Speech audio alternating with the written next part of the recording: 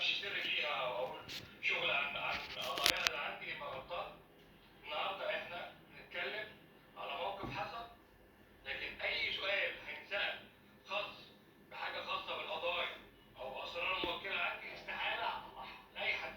انا النهارده باكد على كل احترام والتقدير للفنانه شيرين عباد، وربنا يوفقها مع اي حد تاني، وانا هفضل في ظهرها على المستوى الشخصي.